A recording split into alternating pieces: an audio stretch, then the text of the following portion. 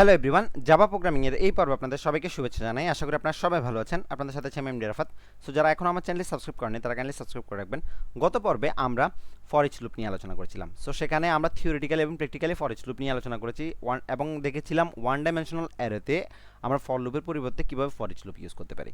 ওকে, so আশা করি আপনারা সেই টিউটোরিয়ালটি দেখে নিয়েছেন। সো আজকের এই পর্বে আমরা ফর ইচ লুপ নিয়ে আলোচনা করব এবং দেখব যে টু ডাইমেনশনাল অ্যারেতে আমরা ফর লুপের পরিবর্তে সেম কাজটা কীভাবে ফর ইচ লুপ দিয়েও করতে পারি। ঠিক আছে, সো চলুন আমরা কথা না বাড়িয়ে শুরু করি।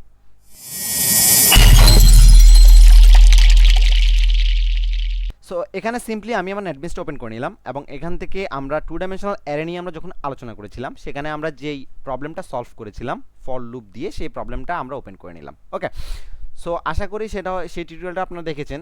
সো আপনাদের কাছে যদি সেই প্রোগ্রামটা থেকে থাকে তাহলে সেটা দিয়ে করতে পারেন কিংবা নতুন একটা প্রোগ্রাম দিয়ে করতে পারেন, কোনো সমস্যা নেই। ঠিক আছে, সো আমি এখানে সিম্পলি এখানে ফর লুপের পরিবর্তে কীভাবে আমরা কাজটা ফর ইচ লুপ দিয়ে করতে পারি সেটা আমি আপনাদেরকে দেখাই দিব। ঠিক আছে, সো সর্বপ্রথম আমরা এখানে একটু এটা নিয়ে আলোচনা করে নিই যারা নতুন আসছেন।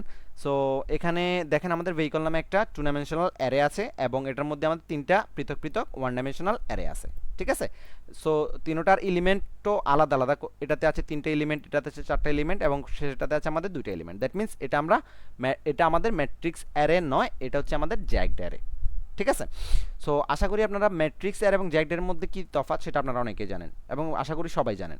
সো এটা হচ্ছে আমাদের একটা জ্যাকড অ্যারের উদাহরণ। সো আমাদের অনেকেই প্রশ্ন করে থাকেন যে আমরা ফর ইচ লুপ দিয়ে কি জ্যাকড অ্যারের কাজ করতে পারবো কিনা, ঠিক আছে, কিংবা জ্যাকড অ্যারেতে আমরা ফর ইচ লুপ ব্যবহার করতে পারবো কিনা।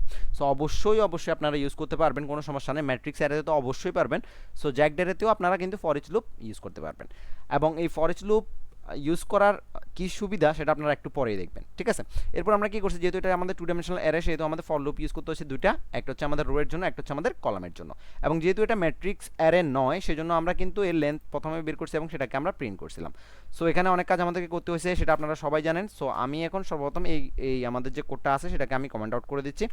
ঠিক আছে, এখন আমরা ফর লুপ ইউজ করব না, এখন আমরা কি করব, এখন আমরা আমাদের ফর ইচ লুপ ইউজ করব। ওকে ফাইন, এখন ফর ইচ লুপের সিনট্যাক্সটা আপনারা সবাই জানেন। সর্বপ্রথম আমাদেরকে ফর কিওয়ার্ডটা ইউজ করতে হবে এবং এরপর আমরা কি করব, আমাদের একটা ভেরিয়েবলের টাইপস দিব। ঠিক আছে, ভেরিয়েবলের একটা ডেটা টাইপস দিব। সো আমাদের খেয়াল রাখবেন অ্যারে ডেটা টাইপস কীরকম, স্ট্রিং। দ্যাট মিনস খেয়াল রাখবেন আমাদের যখন ভেরিয়েবলের যে ডেটা টাইপস দিব সেটাও যেন আমাদের সেম টাইপের হয়। কেননা আপনি যদি এখানে ইন্টিজার দেন তাহলে কিন্তু সে বলবে যে আপনি স্ট্রিং টাইপের একটা ভ্যালুকে ইন্টিজার টাইপের একটা ভ্যালুতে রাখতে যাচ্ছেন। সো সে একটা ইরর আপনাকে শো করবে। ঠিক আছে, সো যে দেখবেন যাতে অ্যারের যে ডেটা টাইপস সেটার সাথে যেন আপনার ভেরিয়েবলের ডেটা টাইপসটা যেন সেম হয়। ঠিক আছে, সো এরপর আমরা কি করব, আমরা একটা ভেরিয়েবলের নাম দিব, যে কোনো নাম হতে পারে, ধরুন আমি আই দিলাম। ঠিক আছে, এরপর আমরা কোলন দিয়ে আমাদের ভেরিয়েবলের নামটা এর নামটা বলে দিব। সো আমাদের এর নাম কি, আমাদের এর নাম ছিল ভেহিকল। সো আমরা এখানে সিম্পলি বলে দিতে পারি ভেহিকল। ঠিক আছে, সো এটা আপনারা সবাই জানেন যেহেতু আমরা অলরেডি ওয়ান ডাইমেনশনাল অ্যারেতে ফর ইচ লুপ ইউজ করে আসছি। সো এতটুকু আমরা কিন্তু ফর ইচ লুপ ইউজ করে আসছিলাম। ঠিক আছে, সো আশা করি এতটুকুতে কোনো প্রবলেম নেই। এখন এরপর আমরা কি করব, আমরা যেহেতু টু ডাইমেনশনাল অ্যারেতে ফর লুপ যখন ইউজ করছিলাম তখনও কিন্তু আমরা দুইটা ফর লুপ ইউজ করছিলাম, একটা রো এর জন্য একটা কলামের জন্য। সো এখানেও আমরা ঠিক সেম রো এবং কলামের জন্য আলাদা আলাদা করে দুইটা আমাদের পৃথক দুইটা ফর ইচ লুপ ইউজ করব। সো আমি আরেকটা ফর ইচ লুপের স্ট্রাকচার লিখে নিচ্ছি। সো এখানে আমরা কি করব, আবার ঠিক সেম আমাদের যে টাইপ ছিল সেই টাইপটা আমরা বলে দিব, অর্থাৎ আমাদের টাইপ ছিল স্ট্রিং। দ্যাট মিনস আমরা এখানেও স্ট্রিং ইউজ করব এবং এরপর আমরা আরেকটা ভেরিয়েবল নিচ্ছি ধরেন যে নামে, এবং এটার মধ্যে আমরা কাকে রাখবো খেয়াল রাখবেন, এবং এটার মধ্যে কী রাখবো সেটা আপনারা একটু এখন ভালো করে খেয়াল করেন। যখন আমরা ওয়ান ডাইমেনশনাল অ্যারেতে ফর ইচ লুপ ইউজ করছিলাম সেখানে তো আমাদের শুধুমাত্র এলিমেন্ট ছিল এবং রো ছিল কিন্তু একটা, তাই না? সো সেখানে সে কী করছে, সে এই পুরো জিনিসটাকে কিন্তু একসাথে রাখার পর একটা এলিমেন্টকে সে ট্রাভার্স করছে। কিন্তু এখানে তো আমাদের একটা টু ডাইমেনশনাল অ্যারের মধ্যে অনেকগুলো ওয়ান ডাইমেনশনাল অ্যারে থাকতে পারে। ধরেন এখানে অনেকগুলো রো এবং কলাম থাকতে পারে, তাই না? সহজ ভাষায় বুঝেন, অনেকগুলো রো এবং অনেকগুলো কলাম থাকতে পারে। সো রোটাকে আমি নেওয়ার জন্য আমার রোটাতে তো অনেকগুলো এলিমেন্ট আছে, দ্যাট মিনস এটা কিন্তু পুরোটা আমার একটা ওয়ান ডাইমেনশনাল অ্যারে, তাই না? সো এখানে যেহেতু আমি এই টু ডাইমেনশনাল অ্যারেটাকে একটা ওয়ান ডাইমেনশনাল অ্যারেতে রাখতে চাচ্ছি সেজন্য আমাকে অবশ্যই এটাকে কি করতে হবে, এটাকে অবশ্যই একটা ডাইমেনশনে বলে দিতে হবে। এটাকে আমার একটা অবশ্যই ডাইমেনশনে বলে দিতে হবে, এটা খেয়াল রাখবেন। ঠিক আছে, সো আমি কি করতেছি তাহলে, আমি এই ভেহিকলের মধ্যে যেই আমার অ্যারেগুলো আছে সেগুলোর এক একটা করে আমি কি করতেছি, আই এর মধ্যে রাখতেছি সর্বপ্রথম, এবং আই থেকে আমি প্রতিটা এলিমেন্টকে এই জ্যায়ের মধ্যে ট্রান্সফার করব এবং সেখান থেকে ফেচ করব।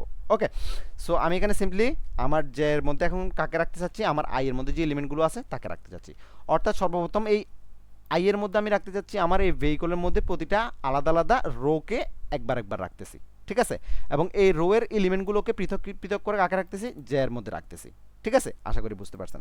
সো এখন আমরা এই ফর ইচের বডিটা স্টার্ট করব এবং এর মধ্যে আমরা কাকে প্রিন্ট করে দিব, আমরা সিম্পলি যদি জ্যাকে এখন প্রিন্ট করে দিই তাহলে আমাদের ভ্যালুগুলো পাওয়া উচিত, সবগুলো এলিমেন্ট আমাদের পাওয়া উচিত, কেননা প্রতিটা রোকে সর্বপ্রথম আমরা কি করতেছি, আই এর মধ্যে রাখতেছি, এবং এই আই এর মধ্যে যে ভ্যালুটা রাখতেছি সেটা পরবর্তীতে এসে কার মধ্যে রাখতেছি, আবার জে এর মধ্যে রাখতেছি। তার মানে এক্স্যাক্টলি এখন এতটুকু প্রোগ্রাম আসার পরে আমার ভ্যালুগুলো কার মধ্যে আছে, জে এর মধ্যে আছে, এতটুকু খেয়াল রাখবেন।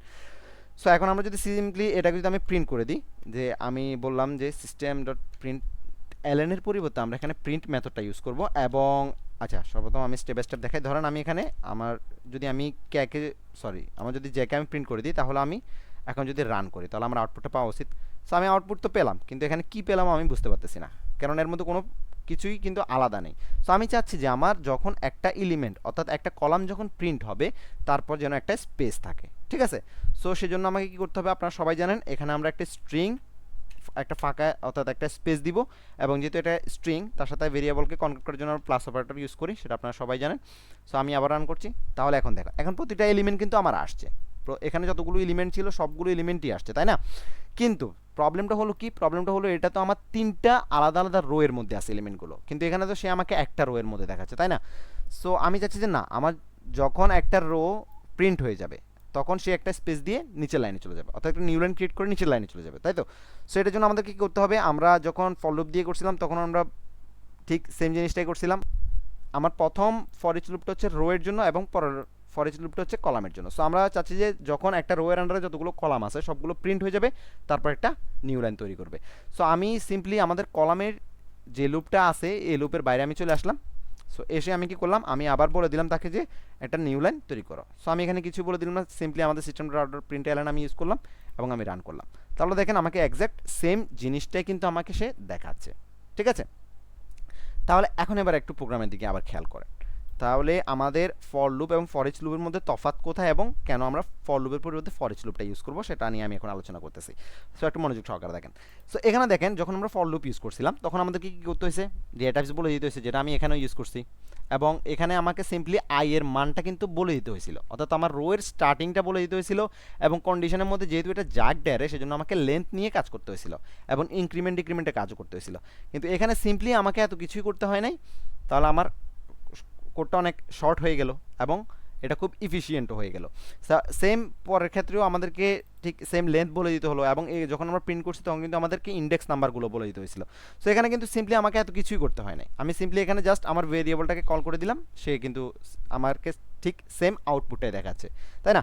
সো আপনি এই কোডের দিকে দেখেন এবং এই কোডের দিকে দেখেন, তাহলে আপনি তফাৎটা বুঝতে পারবেন কেন আমরা ইউজ করব।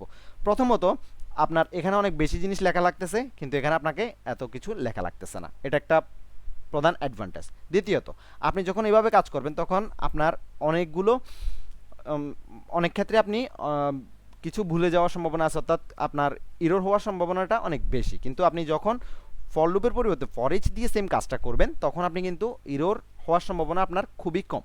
সো এই কারণে আমরা যখন অ্যারে থেকে তার এলিমেন্টগুলোকে ট্রাভার্স করতে চাই তখন আমরা ফর লুপের পরিবর্তে ফর ইচ লুপ ইউজ করি। আশা করি আপনারা বুঝতে পারছেন।